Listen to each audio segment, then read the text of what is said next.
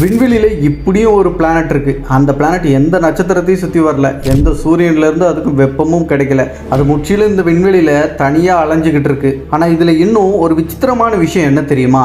இந்த பிளானட் தனியாக என்ன தான் ஸ்பேஸில் வந்து அலைஞ்சிட்டு இருந்தாலும் அது கூட ஒரு நிலவு இருக்கலாம் அப்படின்னு சயின்டிஸ்ட்டுங்க சந்தேகப்படுறாங்க. ஒரு நட்சத்திரம் இல்லாத ஒரு பிளானட், அதை சுற்றி வர்ற ஒரு நிலவு, இது எப்படி விண்வெளியில் சாத்தியம்? சயின்டிஸ்ட்டுங்க இதை எப்படி கண்டுபிடிச்சாங்க? இது எல்லாத்தையும் பற்றி தான் இன்னைக்கான வீடியோவில் பார்க்க போகிறோம். வீடியோ உண்மையிலே ரொம்ப இன்ட்ரெஸ்டிங்காக இருக்கும். கொஞ்சம் கூட ஸ்கிப் பண்ணாமல் அப் டு எண்டு வரைக்கும் பாருங்கள். நம்ம சேனலுக்கு தான் முதல்ல வந்தீங்கன்னா சேனலை சப்ஸ்கிரைப் பண்ணி பெல் நோட்டிஃபிகேஷன் கரெக்டாக செட் பண்ணி வச்சுக்கோங்க. அப்போ தான் அடுத்தடுத்த போட வீடியோஸ் எல்லாத்தையும் மிஸ் பண்ணாமல் நீங்கள் பார்க்க முடியும். வீடியோ பார்த்து முடிச்சப்புறம் வீடியோவை லைக் கொடுக்க வந்துடாதீங்க. Welcome back another new video. நான் உங்கள் சேகர்.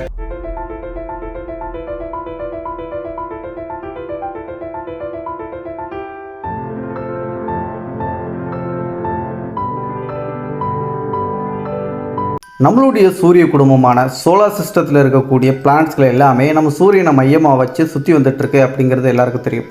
நம்ம சூரிய குடும்பத்துக்கு வெளியே கண்டுபிடிக்கப்படக்கூடிய எல்லா எக்ஸோ பிளானட்ஸ்களுமே நம்ம பூமி சுற்றி வர்ற சூரியன் மாதிரி இல்லாட்டியும் வேறு விதமான சூரியன்களை சுற்றி வர்ற மாதிரியான எக்ஸோ பிளானட்ஸ்களை கண்டுபிடிச்சி வச்சுருக்கோம். பட் ஸ்பேஸில் எந்த நட்சத்திரத்தையும் சுற்றி வராத ஒரு பிளானட் வந்து இந்த பிரபஞ்சத்தில் வந்துக்கிட்டு இருக்கு, வளம் வந்துட்டுருக்கு அப்படின்னா அதை வந்து எக்ஸோ பிளானட் அப்படின்னு சொல்லிட்டு சயின்டிஸ்ட்டுங்க வந்து அழைக்க மாட்டாங்க. அதுக்கு பதிலாக ரோக் பிளானட் அப்படின்னு சொல்லிட்டு அதை அழைப்பாங்க.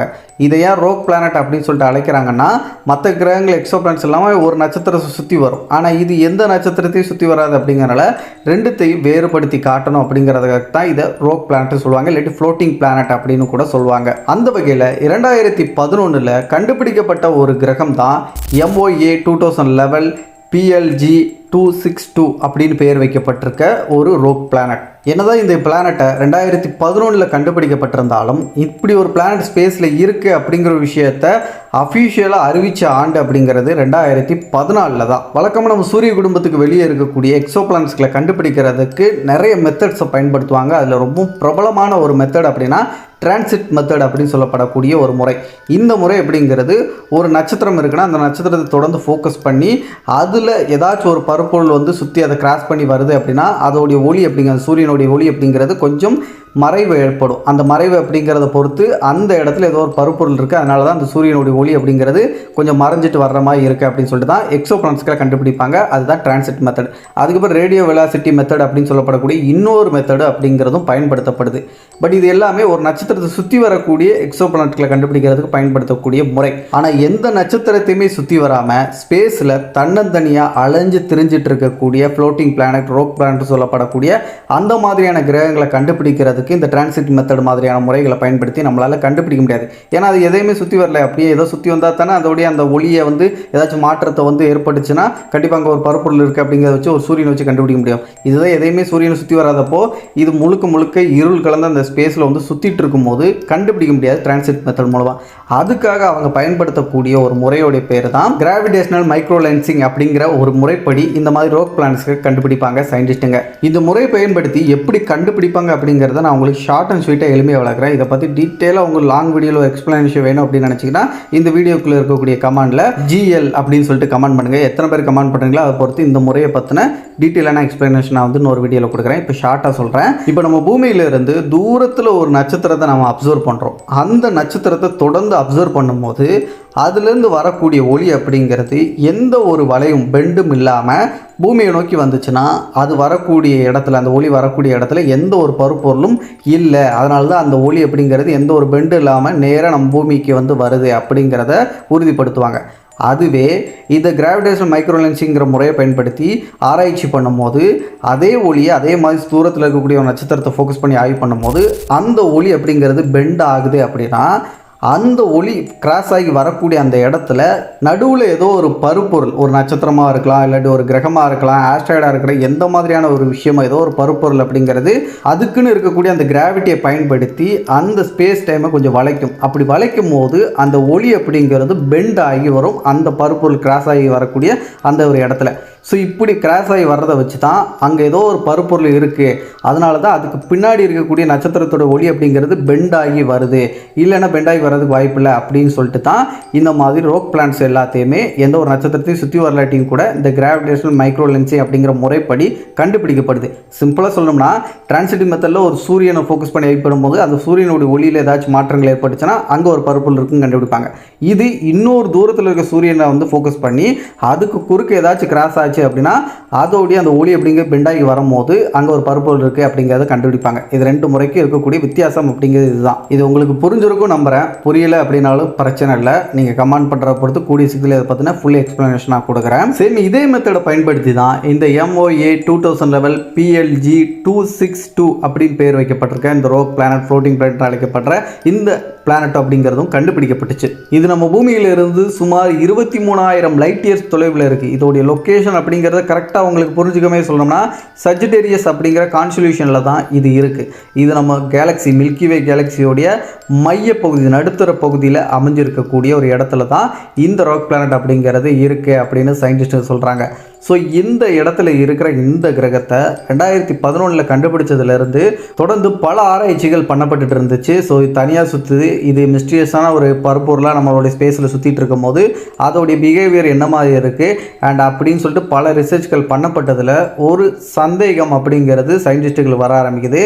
ஏன்னா இந்த கிரகம் அப்படிங்கிறது என்னதான் சூரியன் இல்லாமல் தனியாக சுற்றிட்டு இருந்தாலும் அது கூடவே ஒரு நிலவு அப்படிங்கிற சந்திரன் அப்படிங்கிறதும் சேர்ந்து அது கூட சுற்றிட்டு இருக்கு இந்த ஸ்பேஸில் அப்படிங்கிறதும் ஒரு சந்தேகமாக சயின்டிஸ்டுகளுக்கு வர ஆரம்பிச்சது. அதுக்கு நடத்தப்பட்ட ஆய்வு மூலமாக அந்த வகையில் இந்த கிரகத்தை பற்றி சயின்டிஸ்ட் கண்டுபிடிச்ச டேட்டாஸ் அடிப்படையில் சொல்கிறது முதல் விஷயம், இந்த கிரகம் நம்ம ஜூபிட்டர் மாதிரி ஒரு கேஸ் பிளானட்டாக இருக்கலாம் அப்படின்னு கெஸ் பண்ணுறாங்க. அப்படி கேஸ் பிளானட்டாக இருந்தாலும் இது நம்ம ஜூபிட்டரை விட பெருசு அப்படின்னு சொல்கிறாங்க. கிட்டத்தட்ட 3லிருந்து 4 மடங்கு இந்த ராக் பிளானட் அப்படிங்கிறது நம்ம ஜூபிட்டரோட பெருசு. அண்ட் பெருசு மட்டும் இல்லை, ரொம்ப சூடாக இருக்கக்கூடிய ஒரு பிளானட்டுங்க.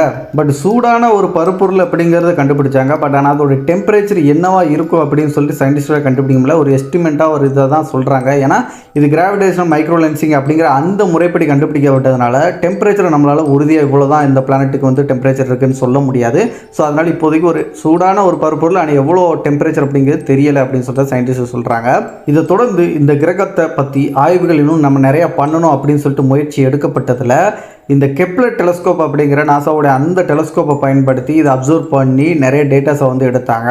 அந்த டேட்டாஸ் இதுக்கு முன்னாடி எடுத்த டேட்டாஸ் எல்லாத்தையுமே சயின்டிஸ்ட்டுங்க ஒப்பிட்டு பார்க்கும்போது அவங்க மண்டையை போட்டு பிச்சுக்கிற அளவுக்கு ஒரு ஷாக்கிங்கான ஒரு விஷயம் அவங்களுக்கு கிடைச்சிச்சு.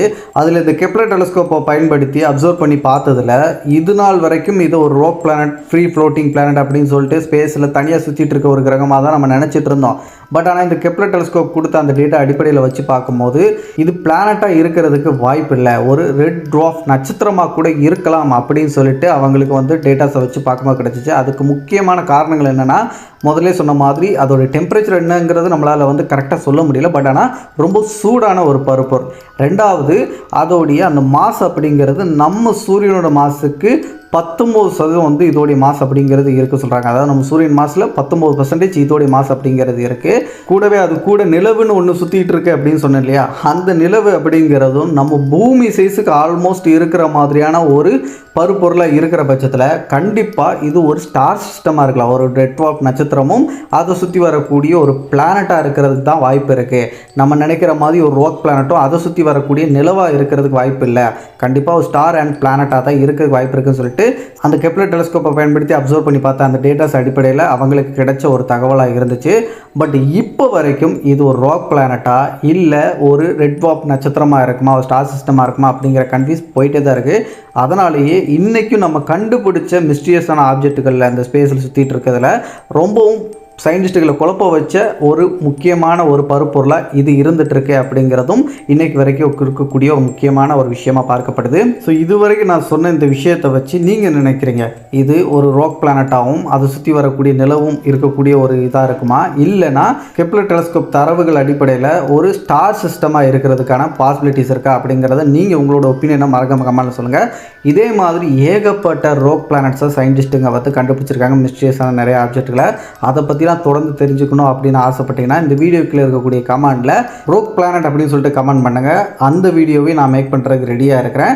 ஸோ முதல்ல ஒரு கமெண்ட் பண்ண சொல்லியிருந்தேன், அந்த கமெண்ட்டையும் பண்ணிங்கன்னா உங்களுக்கு இந்த கிராவிடேஷன் லென்சிங் மெத்தட் அப்படிங்கிற அந்த முறையை பற்றின டீட்டெயிலான எக்ஸ்ப்ளனேஷனும் கொடுப்பேன். ப்ளஸ் இதையும் கமெண்ட் பண்ணிங்கன்னா இன்னொரு வீடியோவில் இன்னொரு ராக் பிளானட்டை பற்றி நம்ம தெரிஞ்சுக்கலாம். ஸோ 2 கமெண்டில் எந்த கமெண்ட் அதிகமாக வருதோ அந்த வீடியோ முதல்ல வந்து வரும். ஸோ மறக்காமல் குயிக்காக போய் பேவே பண்ணியிருக்கேன். விண்வெளி சார்ந்த சுவாரஸ்யமான தகவல்களை தொடர்ந்து நீங்கள் தெரிஞ்சுக்கணும், அதுவும் தமிழில் தெரிஞ்சுக்கணும் அப்படின்னா நம்ம சேனலை இன்னும் கூட சப்ஸ்கிரைப் பண்ணால் ஜஸ்ட் சப்ஸ்கிரைப் பண்ணி பெல் நோட்டிஃபிகேஷன் கட்டாச் பண்ணி வச்சுக்கோங்க. அண்ட் ஒவ்வொரு வீடியோ பார்க்கும்போதும் வீடியோக்கு லைக் கொடுத்து வீடியோ ஹைப் பண்ணி விடுங்க. அப்படின்னா தான் எனக்கு அடுத்தடுத்த வீடியோஸ் போடுறதுக்கும் மோட்டிவாக இருக்கும். மறக்காமல் இந்த 2 விஷயத்தை பண்ணிடுங்க. மற்ற வீடியோஸ் பார்க்குறதுக்கு மேலே ஐக்கான் லிங்க் கொடுத்துருக்கேன், செக் பண்ணிக்கோங்க. அடுத்த ஒரு நல்ல தகவலோட நான் உங்களை சந்திக்கும் வரை நான் உங்கள் சேகர். Bye bye.